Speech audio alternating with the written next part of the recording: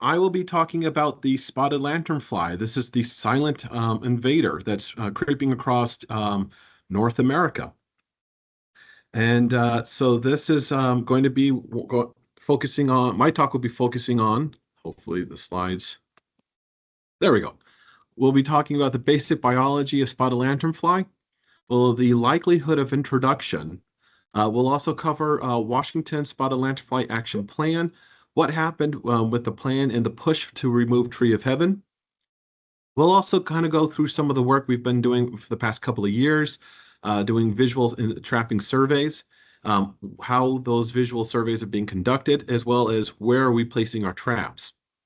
And then we'll pursue on to doing environmental DNA surveys, studying ants. We've been collaborating with researchers on the East Coast. And then, of course, we'll talk about our alternate host plant surveys that we've conducted with Penn State University with Julie Urban's lab. Then we'll talk about the biological control survey that we've been conducting with the USDA APHIS team. On your right, you can see a drawing of the parasitic wasp we've been studying as a biological control agent that we'd like to, over the course of many years, release and hopefully suppress lanternfly populations. Then, of course, we'll talk about railroad industries, how we're working with those, with the industries, and what we plan to proceed with those future collaborations. Without further ado, I would like to introduce spotted lanternfly. The Latin name for this species is Lycorma delicatula. This is actually an interesting plant hopper. It's actually a fulgorid. This species is part of multiple species. There's actually 17 species of fulgorid in the United States of America alone. And actually, there's over 696 species worldwide. These are beautiful insects in a whole variety of different colors. However, it is a very rare thing to see such a species like this in North America. This species actually, the lanternfly, is actually native to Eastern Asia, from Japan, all the way, China, Japan, South Korea, all the way down to India. It was actually introduced into South Korea early in, took a matter of 3 years before it became a major pest to the peach industry and grape industry over there, costing millions of dollars. In 2014, this species actually was introduced in the Pacific, or excuse me, in the East Coast. It was actually in Pennsylvania when it was first introduced. Since then, over 19 eastern states have this species, and you can see in the highlighted blue counties how this insect has spread throughout the East Coast. I'd like to point out that it's been the work of multiple researchers at these multiple agencies that have done an incredible job of slowing down the spread. Yes, it is 19 eastern states as of this year, but it could be a lot worse. It should also be pointed out that this insect is very, what's the word I'm looking for? Adaptable to hitchhiking. We'll talk a little bit more about that in some future PowerPoint slides. First, I want to talk a little bit about the biology of this insect. It's actually a fairly large plant hopper. It's about an inch long.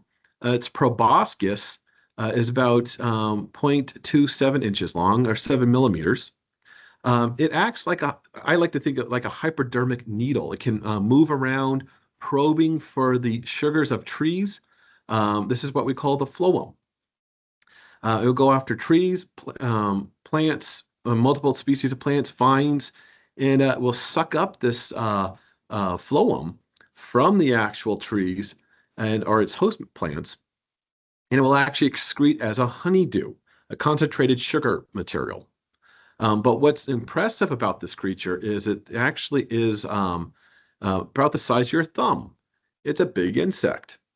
So again, just wanted to show you how its feeding habitat, it uses a piercing, sucking form, where it actually will feed using its proboscis.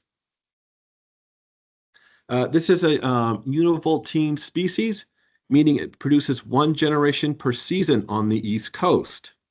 What is important about this map, this diagram here, is that you can see multiple life stages. Interestingly enough, if we look at other true bugs, where this species kind of belongs to in grouping of insects, this species actually only has 4 nymph stages. Many other true bugs typically have 5 instar stages. Typically, you have a first instar, that's a nymph, second nymph stage, third, fourth, and fifth. This one isn't, I feel like it's in a bit of a hurry to become an adult.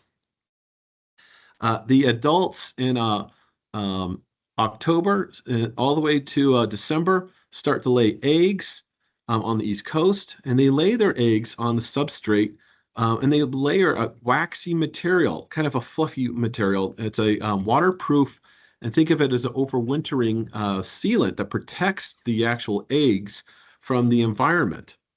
It's a great way to spread around too, actually, and from the regulatory perspective, that is the most concerning stage for us. So why don't we skip a little ahead towards May? If you start where the first nymph instar is kind of popping up, roughly around May, as the temperatures increase, June, July, you're starting to get a few more individuals instar stages, and then August kind of starts rolling around. And around that time, on the East Coast, you'll get a lot of more reports or complaints regarding this pest. Then the adults around September, October, November, and December, they're flying around, agitating homeowners, feeding on crops, and causing significant economic damage. And then the process starts all over again. So again, for us, the good news is lanternfly is not on the West Coast.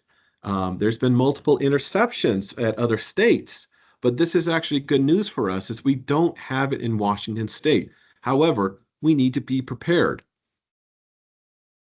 The reason why we need to be prepared is that this insect, as I mentioned in a previous slide, is actually a very good hitchhiker. They are able to produce about 30 to 50 eggs per egg mass, and the female lanternfly is capable of producing up to at least 3 egg masses in her given lifespan. They will actually lay their eggs on multiple substrates. Here you can see my boss, actually Sven, is actually pointing to an egg mass. You might have actually kind of overlooked that. Had he not been pointing at it, those egg masses actually do a really good job blending into their environment. They're rather cryptic. So again, this is a great way for these insects to actually spread around. And the first introduction into Pennsylvania was actually in Burnt County. There was actually a pallet of landscape rock that were shipped over from Asia. And we believe that this was the first introduction into North America. Since then, like I said earlier, 19 states now have that pest, and that was just only a matter of a little over 12 years. So time flies, yes, but this insect has been flying a little bit faster. I mentioned it's a great hitchhiker. It likes to lay its eggs on all substrates. It particularly likes rusty colors. So that's actually unfortunate for us, meaning it likes to lay on the different substrates. It can lay on vehicles, mud flaps. It can lay on rusty surfaces, aka possible rail cars. This is why we're concerned here in Washington State, as well as I would put in Oregon State and California. All the West Coast is watching the East Coast specifically for this pest because this is a great way for it to be vectored around. And on the East Coast, it actually is fairly known to hop onto rail cars and spread around that way, or other modes of transportation. So again, here into Washington State, we've got lots of ports of entry. It could be through the sea on a cargo ship. It could also be through rail coming over from the East Coast. It could be actually a semi-truck with its huge trailer.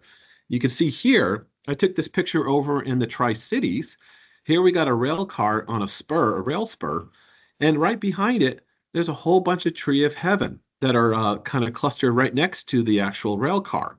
That's a great way for the spotted lanternfly to hop onto any of our local habitat, into our local habitat, I should point out. On the right side of the screen, we've got a whole bunch of tree of heaven that are overhanging on an actual semi-truck trailer. And here's another mode of sneaking into our state. So again, really one of the key components of our surveys is to try to monitor areas like this and try to prevent this lanternfly from coming into our state. So again, keep that in mind. We'll have a presentation on Tree of Heaven. I'm intentionally not trying to talk about it because I'd like for Sue Bird to give the more detailed presentation. But I'll say that Tree of Heaven is a great mode of spreading this insect around. So we talked about rail, we talked about shipping, we talked about semi trucks moving this pest around. And if you look at some of the rail car maps, the railroad maps that are in North America, you can see here the green lines indicate 5 days. It would only take 5 days for this insect to get from Chicago, an area that also has spotted lanternfly, or it could go to Salt Lake City. That would only take 4 days. But if you see this cool little animation, whoop, there we go. Oh, it's down in Seattle, or it could be in Spokane. What happens that came from another direct route? Oh, there we go. So now it's popping in from other opportunities or other modes of introduction. So again, this image is just showing you how easy it is to shuttle this insect over. It is worth noting that California had a couple of incidents a couple of years ago where there was one particular incident. They had a iron or a metal statue. It was some sort of art installation that was introduced into the border. It was intercepted, but there was hundreds of eggs, multiple egg masses laid all over that art installation that was being shipped from New York. What would happen if it got into the valley, Willamette Valley, where or excuse me, down into the grape producing valleys of California? That would have been disastrous. But fortunately for us, California was able to intercept the actual egg masses and actually prevent them from being established in their state. That's how easy it is for this insect to sneak into to other areas. So this kind of led to a real push, a drive actually, to develop an action plan. Collaborating with multiple agencies here in Washington State, Washington Invasive Species Council, USDA and USDA APHIS, and other programs and departments, we were able to develop an action plan in case and what would happen if lanternfly was to actually ever find itself in our state. So in this process, it was essential that we established a baseline data for Tree of Heaven. The Tree of Heaven is actually one of the reproductive hosts for spotted lanternfly. It can actually feed on over 172 different host plants, but Tree of Heaven seems to be one where it needs to be involved with at some point in their life cycle. Researchers on the East Coast are in the process of actually studying this in more detail. But for the purpose of this meeting, it's just important to know that Tree of Heaven is actually something that we were very concerned about at the beginning of this lanternfly program. So with the action plan, we built protocols for in response to this insect, but we also built protocols for how to slow down the spread. So that's what we were doing, is building a data bank of Tree of Heaven in the Washington State area, working with and collaborating with local noxious weed pest boards.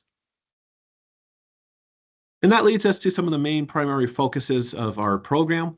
We've been building external support through education. I cannot tell you how important that is, especially with building internal work and getting internal support for this type of program. We also worked on looking at identification of key impact industries. That would be, for example, our specialty crops. That would be also our rail industries. We wanted to establish connections, develop stakeholder contacts, build trust, build also an opportunity to work with these other industries through a collaborative work. This of course led to aggressive surveying for Tree of Heaven using ArcGIS. WSDA has a really crack team of amazing programmers and ArcGIS providers. We also worked at developing a spotted lanternfly survey using traps and also visual surveys. We'll talk a little bit about that down the road. But for what right now, I just want to show you what's at stake. So there's over $3.2 billion of specialty crops that have provided jobs for people, provided environments for growing and serving our local community as well as abroad. So WSDA has been mapping out on this map you can see here in black dots. These are actually the railroad or rail lines that are crossing all throughout our lovely state. If you see the yellow spots that are all over, that's Tree of Heaven. We were mapping those out in collaboration with the local county weed boards. If you see the purple highlights on this map, that's actually grape vineyards, as well as green, those highlighted greens, those are also hops. Note that there's a lot of rail that goes right in between all of those hop and grapevine and vineyards. This is concerning because if you think about it, the stage has been set. If lanternfly was to sneak into our state, there's many of opportunity for them to process or transfer over from, let's say, a rail car, hypothetically speaking, onto our a Tree of Heaven and into one of our vineyards. So our industry is important. Grapes, apples, hops, cherries, berries. We don't want to be testing, if this spotted lanternfly is going to be feeding on all of these different commodities here in Washington State. So again, it's all about being proactive.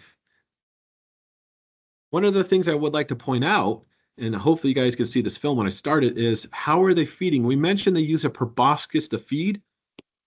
And if you can see in this film, they're actually feeding on the woody tissue of this actual grapevine. And somewhere along the line of this, you're going to be seeing little droplets, water droplets. That's actually its honeydew or fecal matter. I remember when I mentioned that it feeds on the hemolymph or the phloem of the actual vine. Well, that's what they're extracting and excreting is concentrated sugar. It's kind of gross, but that's actually where a lot of the economic damage is actually occurring. Right. So now we're going to move on. Hopefully. So we mentioned the damage.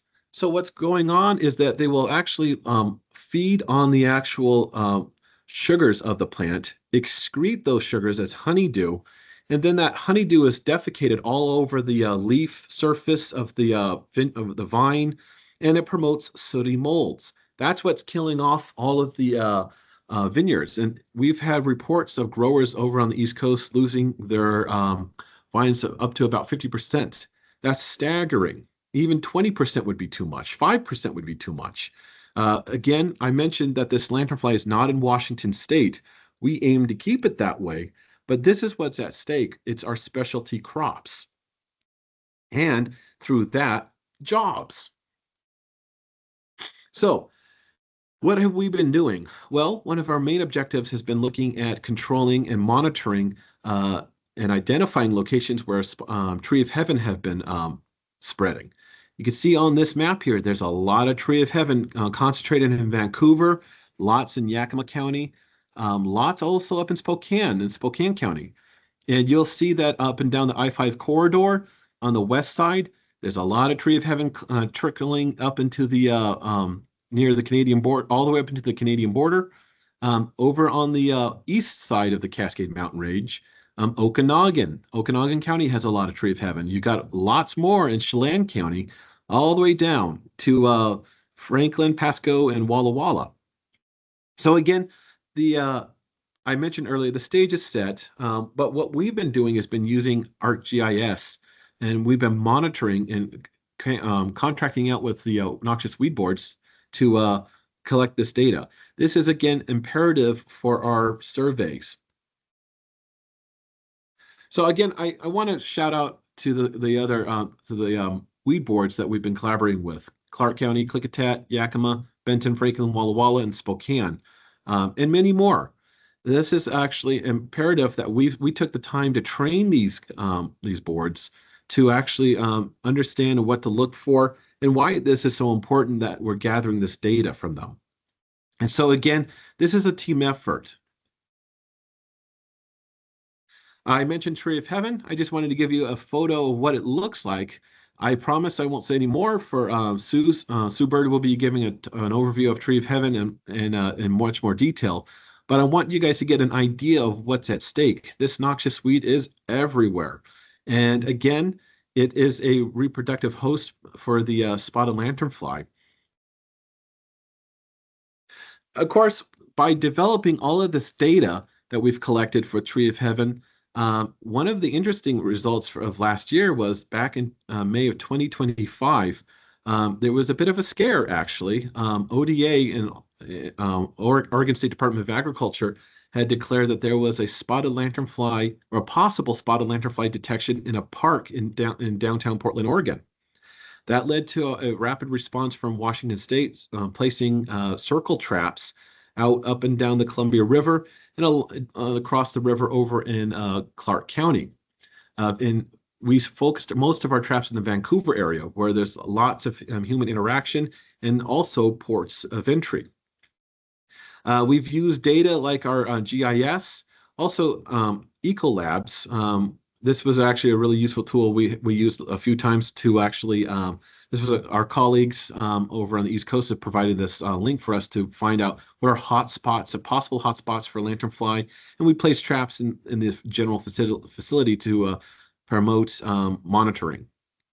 Last year, we placed out 40 circle traps and did over 2,640 visuals in 12 counties. Here you can see Jerry Prescott, one of our field supervisors, taking data on one of his traps, and I think that was white salmon. There's myself and one of our other lanternfly trappers, Jeff, who we were actually documenting a Tree of Heaven and getting our data for that circle trap. One of the other projects we've been conducting is doing visuals. And so this map here indicates all the different visuals in blue. And hopefully you can see it, but there's a couple of green dots as well. Those indicate traps. So this has been a collaborative effort. We've had 2 trappers down in the Clark County who have been very proactive in getting data. And then we have a couple of trappers up in the Washington or Yakima area who had helped spread monitoring data. And over the years, we've been generating or collecting data with other researchers at WSDA as well. So again, this has been one of our more effective methods, I believe, is we go out to a Tree of Heaven with our beat tray, or in many cases, a sweep net, and we'll go and inspect the actual tree trunk itself of a Tree of Heaven. And then what we'll do is we will kind of shake it around looking for specimens, looking up in the tree canopy itself. During this process, this actually led to another collaboration with Dr. Scotty Yang and Dr.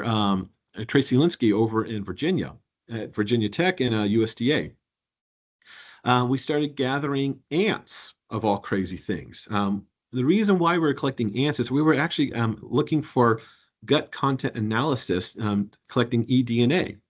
And the interesting thing about collecting this DNA is we were looking for whether or not the ants were feeding off of that honeydew I mentioned earlier from spotted lanternfly. There is DNA in that honeydew excreted by the lanternfly, and if it is actually found in that lanternfly or in that ant's gut, we can actually say, hey, maybe we should start looking around in an area or that area where we had collected the ant. So at every Tree of Heaven, we always inspect for ants now. And that seems to be a very effective method. And it's also a quick method. I really like tools. I like getting field tools that are reliable and also affordable. So anyways, samples were shipped over to Dr. Scotty Yang's lab in 95% ethanol. after identification here at the Yakima lab, at to best to species or to genus or to species as best as we could do. All it would take really, it was just a sweep net and a aspirator. And we go and inspect this, the surface of those tree of heaven. And of course, um, that's really it. Another project we've been looking at is alternative host material, specifically looking at seeing whether or not there was other plants that lanternfly could feed on and spread around in Washington State. We were very concerned about the possible introduction of lanternfly from maybe a tree of heaven onto, let's say, a white oak or a large sagebrush. If you haven't noticed, here in eastern Washington, we've got a lot of large sagebrush. We also looked at other plant materials such as like thimbleberry, salmonberry, big leaf maple, snowberry, scotch broom. We were also looking at some noxious weeds too, because again, if there's a tree of heaven, likely there's going to be some other invasive plant material as well. And could those also help spread lanternfly?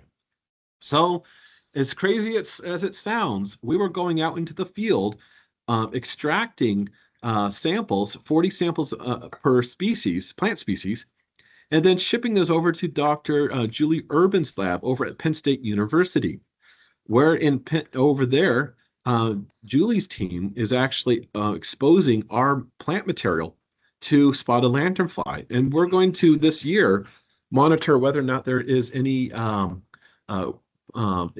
or not the spotted lanternfly could actually survive on our host plants as a choice test. So again, this is something that's kind of in the preliminary stage of its program, but I really like this idea of developing a protocol or a tool or a standard for multiple states. This is something that we could do with other invasive species where we could actually develop a protocol for exposing native vegetation to invasive species in a controlled, quarantined area, and making sure that the our native plants are safe. So again, this is a great use of our resources going into preserving, but also gives us a little head start of what to expect when lanternfly shows up. Another project that we've been working with USDA APHIS has been a biological control survey. We've been looking at this really cool parasitic wasp, Dryaenus sinicus. It's actually native to China, and we have a couple in quarantine over on the East Coast. Dr. Hannah Broadley's lab has actually been studying host range tests on this insect. So what this insect does, this parasitic wasp does, is actually it attacks the nymph stage of spotted lanternflies. And what they do is they develop these little sacs. They lay an egg on the actual body of the nymph, and then the little larvae of this wasp will develop a sac inside, kind of protruding out of the actual lanternfly, and then they suck on the hemolymph, or what's called the blood of the insect. Parasitism rates are actually very promising with this insect. There's about 30% parasitism rates in some Chinese sites. So this is actually good news from a regulatory perspective. This biological control agent could have some major potential for controlling lanternfly. What we did last year is we actually surveyed for some non-target specimens.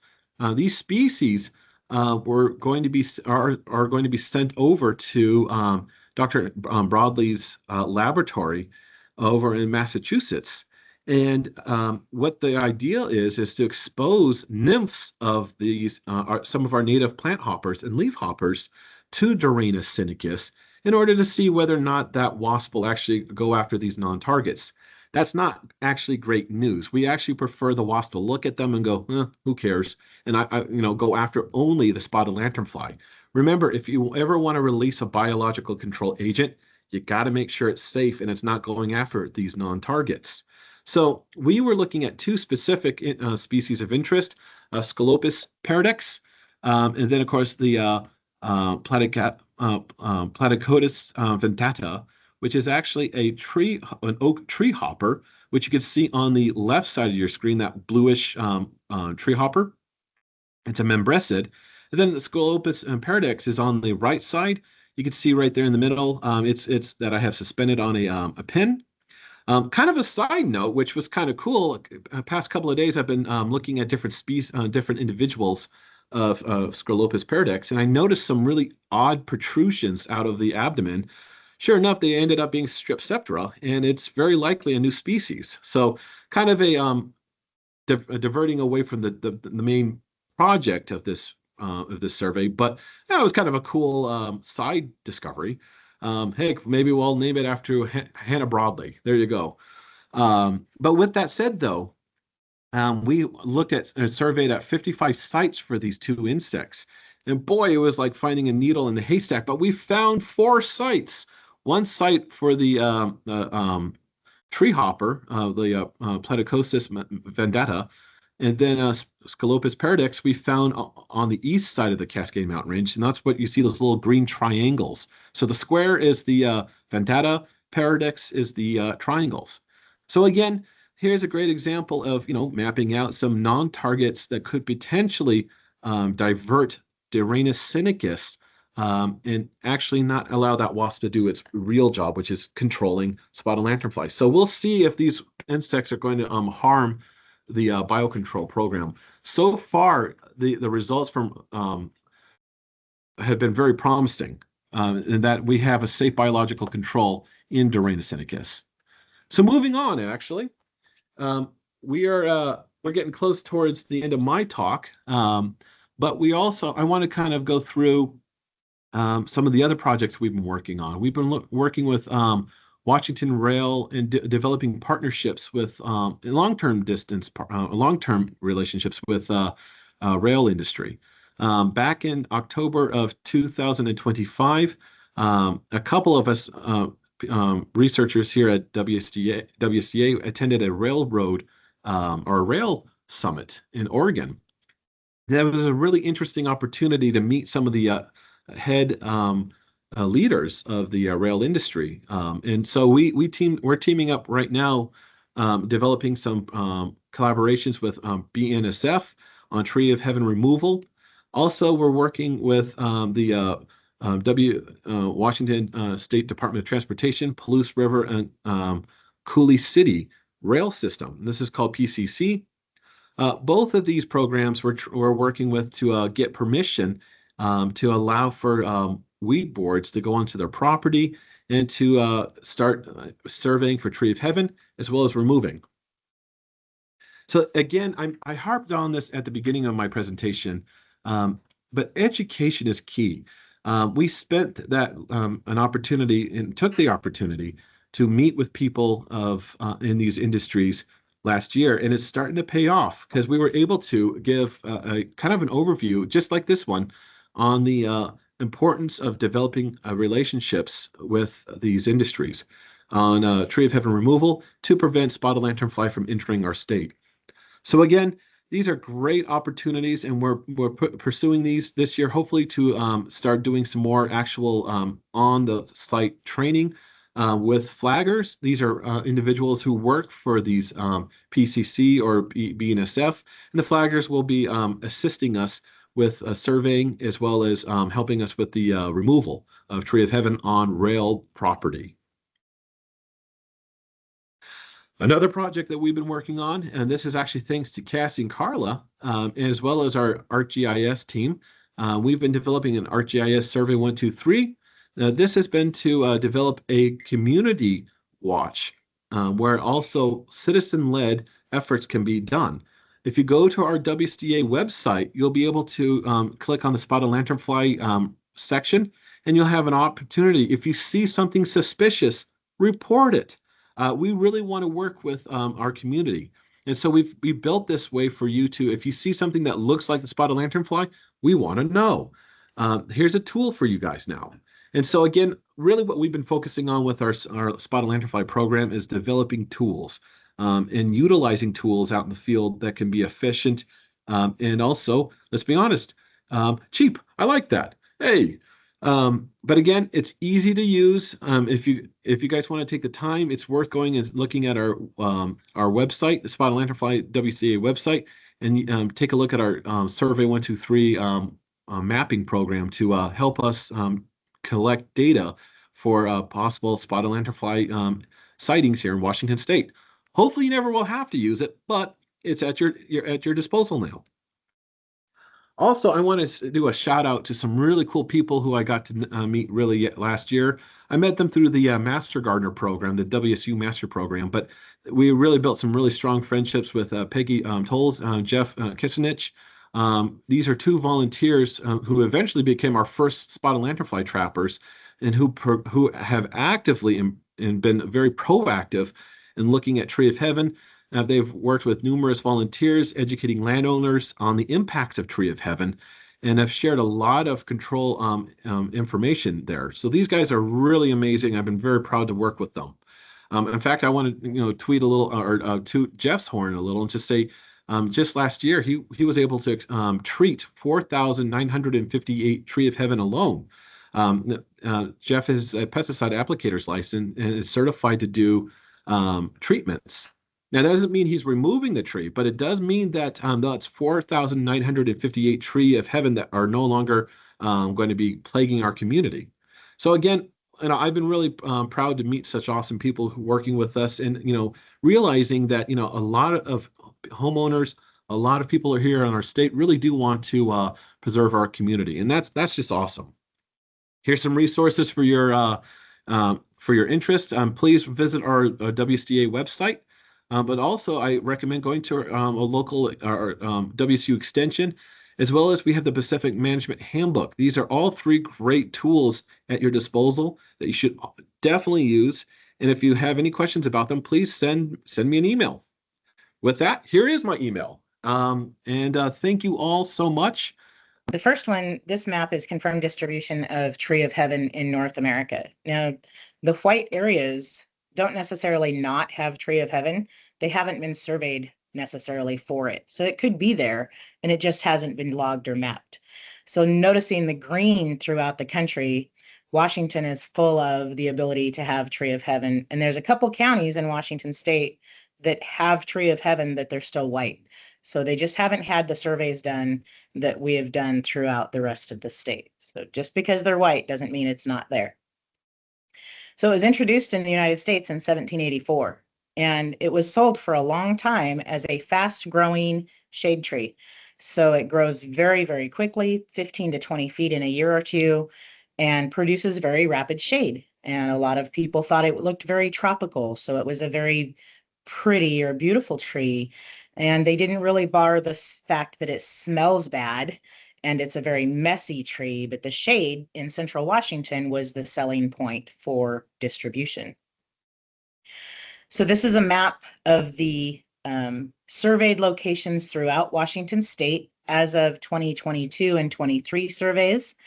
And it shows you the condensed areas in Yakima County. And it has traveled primarily along railroad corridors and agricultural corridors, rivers, canal banks. And then, of course, the city of Yakima would lose its Tree City USA standing if they got rid of all of the Tree of Heaven, because it is so dense in Yakima and in the urban areas around Yakima. So how do we identify Tree of Heaven? It has some very distinct features. And it can be found in this photo and in most of our parks throughout the counties. So the first thing to look for on Tree of Heaven is its very distinctive compound leaflets.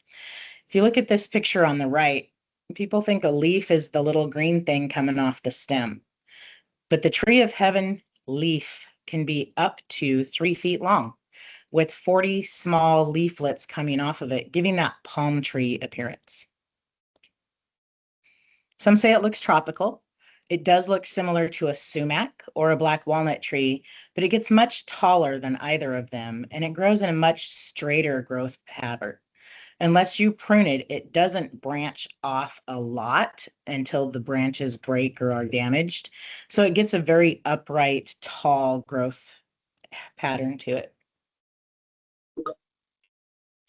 So the leaflets on the leaf are 3 to 5 inches long, and 1 to 2 inches wide, and they don't have any teeth or serration except for the 2 little lobes at the base of the leaf where it attaches to the leaf stem. The seedlings have very round little cotyledons at the beginning, and then those little round ones fall off as the tree grows taller.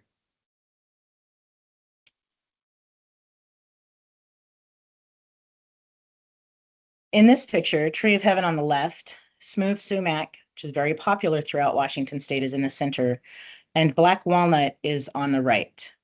If you look closely at this picture, the sumac and the walnut leaves are serrated or toothed, have a very fine sawtooth edge, whereas the Tree of Heaven has a very smooth or entire leaf edge.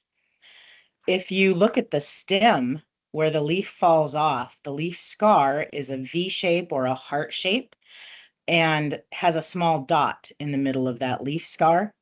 And if the branches are small, they're easily broken and expose a spongy peanut butter colored center. The branch itself has a rancid peanut butter or sour water smell. Some people liken it to burnt popcorn, but it's a very distinct off smell. If you handle it much, your hands will smell like it. But it's the younger branches that have and emit this smell, the younger branches and the leaves. So this is a comparison of invasive Tree of Heaven and its native lookalikes. And if you look closely, again, the biggest determining factor is that the ailanthus, a Tree of Heaven, has a smooth edge. It does have a center mid-stem is more reddish than the other natives, and that's a determining factor as well. So if you're just looking at a leaf frond, you can look at the center of the stem where the leaflets attach, and then look at the edges of the leaves. The sumac has a very serrated leaf, and the leaves vary in size from tip to stem, and they are narrow at the top, get wider, and then get narrower where the stem starts to attach to the tree. The serrated leaf edges of the winged or shining sumac, the leaves are more unique and balanced across the stem. They're more universal lengthwise, but again, they have a serrated edge, and there's fewer leaflets on that stem. The black walnut looks very similar to the staghorn sumac in the fact that it has that pyramidal change in size of leaf. The tip, the leaves are shorter, they get wider as you get to the middle of that stem, and then they get narrower again at the base. They also have a very fragrant walnut smell if you crunch them. So knowing if it's a walnut or a sumac, the smell of it will give you a differentiation as well. And then on the butternut, the serrated leaf edges, the shape of the size of the leaf, and there are far fewer leaflets. So serration on the edge of the leaf is one of the biggest keys to identifying whether or not it is Tree of Heaven or one of the native lookalikes. And then we can look at the bark. So all the leaves have fallen and you don't have any leaves to look at. Right now you can look at the bark of the trees to see if you have Tree of Heaven or a native. The sumac has a fairly smooth bark with little bubbly, almost pitch type pockets, and they're not very uniform. Whereas the Tree of Heaven or the ailanthus, when it's young, it looks very similar to a cantaloupe rind. It does form those creviced bark as it matures, but they're not deep crevices. It's fairly smooth and kind of has that white appearance, but it's not a real deep crevice like the black walnut or the butternut. The black walnut and butternut barks are very, very rough, whereas the Tree of Heaven is more smooth. And then this time of year, we can also look at the seeds. So the male Tree of Heaven does not produce seeds. It will reproduce from cuttings and root fragments, but it doesn't produce seeds. In the summer, it flowers, and then those flowers fall off. And the one on the left are male trees. The photo in the center are a female tree, and they typically hold on to their seeds through the winter. They will fall with wind and disturbance, but quite often you will see the trees clinging to, or the seeds clinging to the trees. And then the photo on the right is a close-up of the samara that those seeds are wind-borne, and you can see they're really papery, and they have a round little hard seed in the center of that samara in the cluster of seeds. So here's a comparison of the different seeds of the different trees. So tree of heaven is the one on the far left. When they're green, they're very clustered and clumped. Your sumacs have little tiny round seeds forming almost a cone on the branch. And then the other sumac is very round. They are cone-like, but as they develop, they start to droop off the branches. And of course, your black walnut and your butternut are actual nuts that you can eat. And so they have a very woody shell, and you can remove those shells and have an edible nut. The picture on the lower left is the samara of a tree of heaven, and the lower right are the samaras of maple seeds. So maple seeds have the seed itself in the end of the samara, which gives it that rotator of like a helicopter rotor. When they fall, they kind of spin. Whereas the tree of heaven, the seed is in the center. It's fairly balanced. It blows and flutters, but it doesn't really spin to the ground the way a maple tree seed does. So if you're finding seeds on the ground, the location of where the seed is in that papery samara will determine whether or not you have a maple or a tree of heaven. So here's some photos. One of our projects was taking down some tree of heaven, and they were pretty loaded with the seeds. And we didn't want those seeds moving when the tree was removed from the property. So we clipped all the seeds off of the tree before it was loaded onto the trailer and bagged them to prevent them from moving as it goes down the road. Because what we don't want to do is spread those seeds. One tree of heaven, mature, can produce 500,000 seeds in a season, and they're viable in the ground for up to 5 years. So they don't sit in the soil for a long time, but they will sit for up to 5 years and decide to grow when the weather and the climate is right. So why do we want to control the tree of heaven? Well, it poisons the soil. It's allelopathic, so it puts a chemistry into the soil where nothing else likes to grow around it. So it eliminates its competition, and it gets all the nutrients in the water, and it's not competing for them. So that's one of the things that it does, and it makes it difficult to grow anything else around it. It destroys our fields and forests. It removes native habitat by outcompeting the habitat. And it's a host to the spotted lanternfly that Josh mentioned earlier. This tree is very rapid destruction of foundations, sidewalks, and roads where the seeds set in a crack and grow. So there was a book called A Tree Grows in Brooklyn. It was written about a tree of heaven growing in a sidewalk crack in the city of Brooklyn. Most important fact of this tree of heaven is it's been in Washington state for years, decades. And up until recently, it's been a Class C on the state noxious weed list because it is invasive. It does spread very quickly. However, it has moved up importance because of the discovery of the spotted lanternfly on the East Coast, which is a devastating insect that threatens most of the crops that Washington produces in one way or another. So removing the tree of heaven will remove that ladder of introduction for the spotted lanternfly to move into the area and out to our agricultural areas. So controlling tree of heaven is difficult. It is a tree that anytime you prune it or stress it, it encourages it to grow new saplings along the root system. The roots can travel up to 1,000 feet or more. Any fragment of the root can create new trees. So if you just cut the tree down, you're going to end up with a thicket of trees instead of the one that you were not liking. If you don't treat with chemicals, you're going to be working for a very, very long time.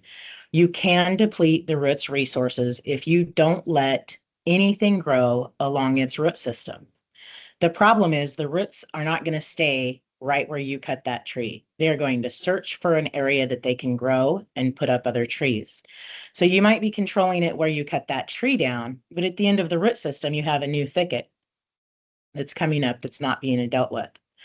So if you do foliar applications when it's small and actively growing, they are working very well. Cut stump applications work well if you apply the herbicides within 10 minutes of making the cut. If you cut the tree down and you go put your saw away and you come back, if it's been more than 10 minutes, it is not going to absorb any of the product you put on it. So you're wasting your time and your product.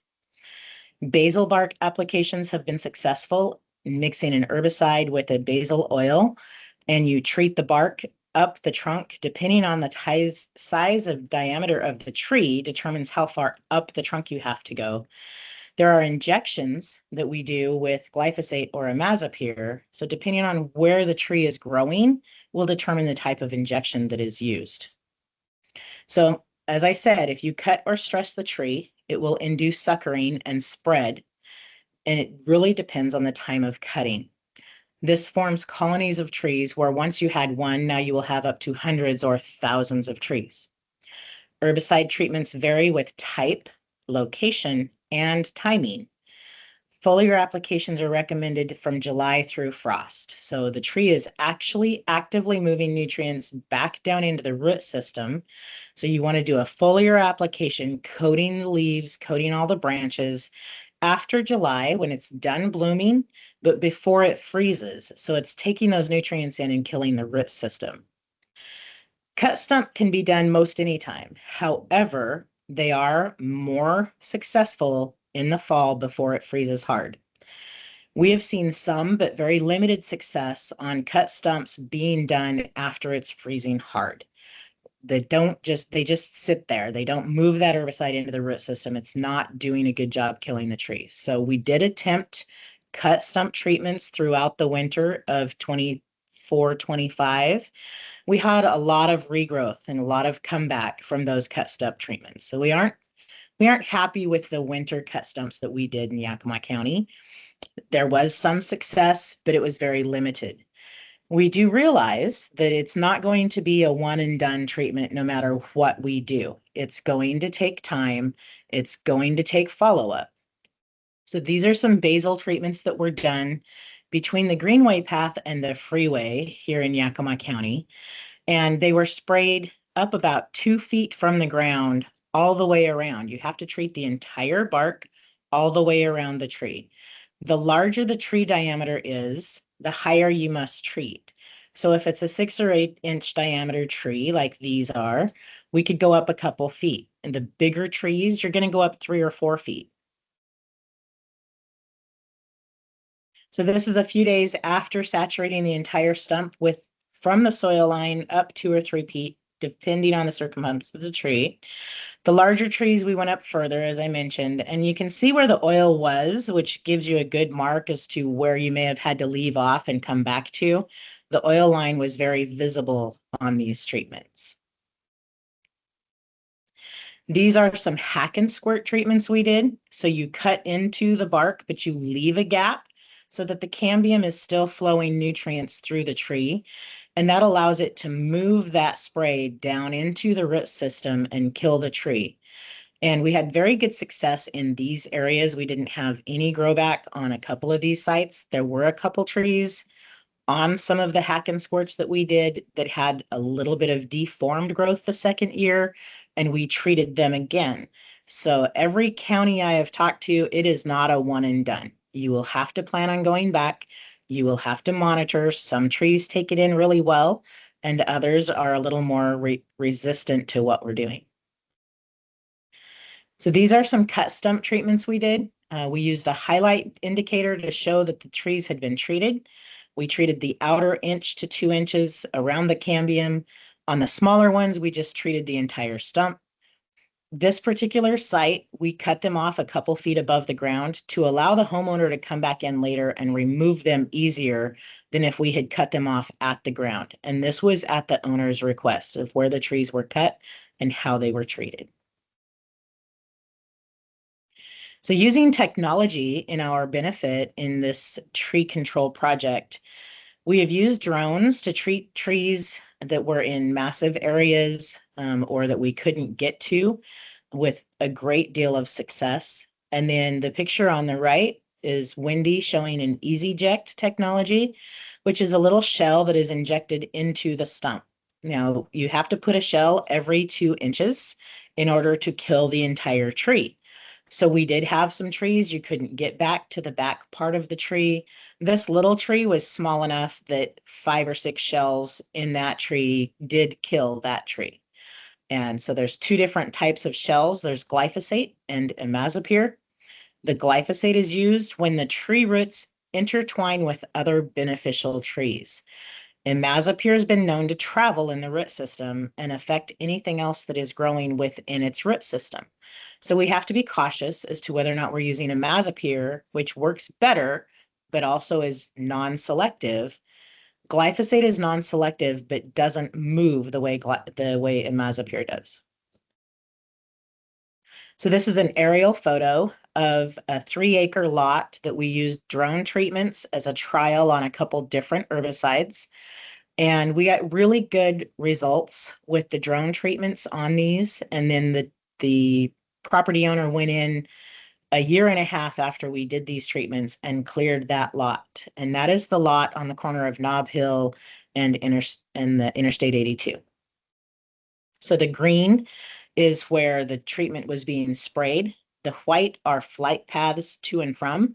And this picture is a little deceiving because it's an aerial photo that was taken a few years before the flight path was overlaid. So it looks like they're spraying bare ground, and everything that was green on that was actually trees that were being treated. And this is the year after that treatment. There were a few trees that had a little bit of a deformed growth that did not take complete, and we did go back and retreat them. And in the background by the lamppost, you can see the trees that we did not treat with the drone because the lamppost kept telling the drone to stop spraying. It was within a proximity, and we had to go back and treat those from the ground. So those are the 5 different trials of product. The blue dots show areas that we had a little bit of deformed new growth. But for the most part, most of that site, the first treatment did a good job. And then these are the ones we went in on the fence line and cut off and treated the stumps after the drone treatment. We didn't want to spray the fence line with the drone because of the arborvitaes that grew along the fence and the orchard trees on the other side of the fence. However, what I noted on my return to this site was that the trees that were laying there that had been cut off had new growth. So you cannot just cut a tree down and leave it and let it lay, because it will put out leaves and seeds. It will use whatever energy it has in its storage to create leaf and seed structure and probably set root where it's touching the ground. So if you do cut it down, you need to remove it. This is a picture on the left, is a very highly pruned tree in a business area and thousands of little trees coming up underneath it.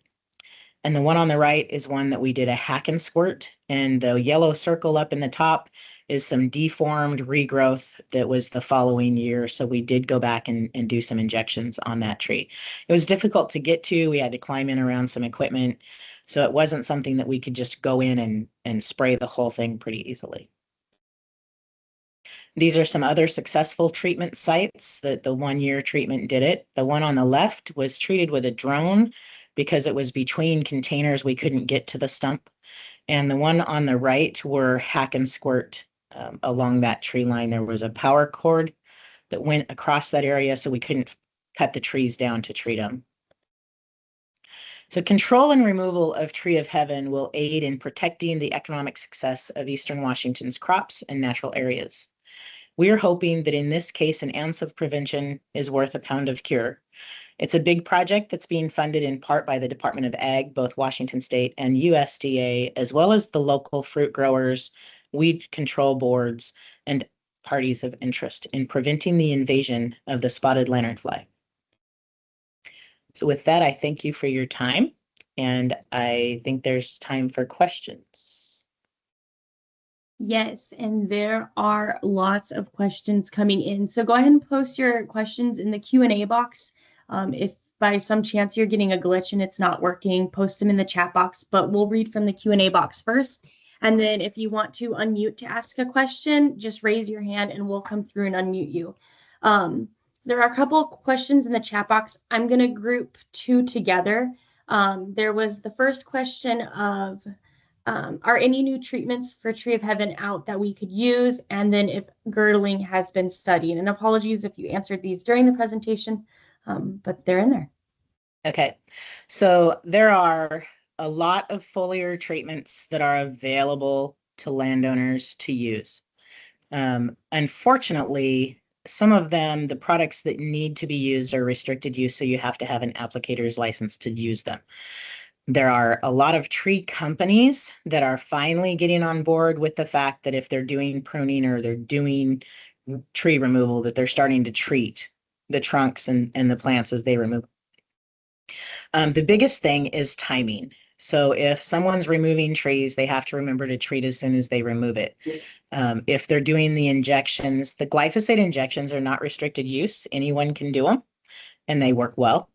And the imazapyr injections are restricted use, but if you're in Yakima County and you have a tree of heaven that you want to be removed, we can help you. And all of the other county weed boards have programs as well. Especially Eastern Washington, Franklin and Benton County are working very hard to control tree of heaven. We're focusing on corridor removal right now to encourage people within a mile of freeways, railroads, stuff like that, to control it. We're also having to keep in mind that you have other obstacles in removal. So if it's going to damage a house or if it's going to damage a fence line or a power line, it needs to be removed appropriately by the right people, and the county weed boards are not going to remove them for them. And so definitely open a line of communication, and we can help landowners with those removal projects. Well, in terms of removal and treatment, if you're doing a stump cut, is there a chance for that to spread to willows nearby? If the willows are intertwined with the root system, which is possible but not common, I would do a glyphosate instead of an imazapyr. Tree of heaven emits a chemical that other roots don't like. And so the product is going to travel out through those root streams. The problem with imazapyr is it stays there. And so after the root dies off, you're going to have a little bit of a residual imazapyr that the roots of the willow might get into. So that would be a concern. So I would recommend glyphosate on a cut stump in that situation. Perfect. The county noxious weed boards are really resourceful. Another one, and then we'll kind of switch gears, but in terms of question wise, so how large can a tree of heaven get? I've seen it be over 40 feet in Yakima. What is the impact of cost of removal? I have seen, no, the larger the tree, the more expensive to remove. I've seen them 100 feet tall and 5 foot across at the base. They've been in Yakima forever. There are some historic trees that are tree of heaven. The smaller trees, 2 or 3 feet across at the base, 40, 50 feet tall, are going to be a couple $1,000s to have a company remove. The more time and energy required, the more equipment required is going to increase the cost. There are several tree companies that are starting to focus on the removal of tree of heaven, but your tree, and they're going to charge various prices depending on what their personnel and training and that is. So it varies a lot, but the bigger the tree, the more expensive it's going to be to remove. Awesome. So in terms of it being a Class C noxious weed, why is it only a Class C noxious weed? And will that change, or may it maybe be different in the future? I don't see it ever moving up the rank of a noxious weed classification. And that's because the classification is based on dispersal of the plant, not necessarily the importance of control. So the larger the area is that is infested with this tree, the less likely eradication is possible. So a Class A is mandatory eradication. It's limited in distribution and considered easy to eradicate within a couple years. Tree of heaven is not going to be eradicated within a couple years. If it was even 1 or 2 plants, you're going to have regrowth. You're going to have seed banks that are going to come back. It's a Class C because it is so widely dispersed across the state and region that controlling it is going to be containing it to areas and trying to minimize continual spread more than it is going to be total removal from the state. Thank you. Another question kind of along those terms, and then kind of switching back to treatments before we run out of time. Other than shade, is tree of heaven useful for anything? Maybe like firewood? Does it smell? Can it be used in woodworking? Does it have any benefits? I have not seen the benefits. I did give some trees to a woodworking person and they didn't like it. It's very difficult to work with. It stinks when it burns. It's not a good heat source when it burns.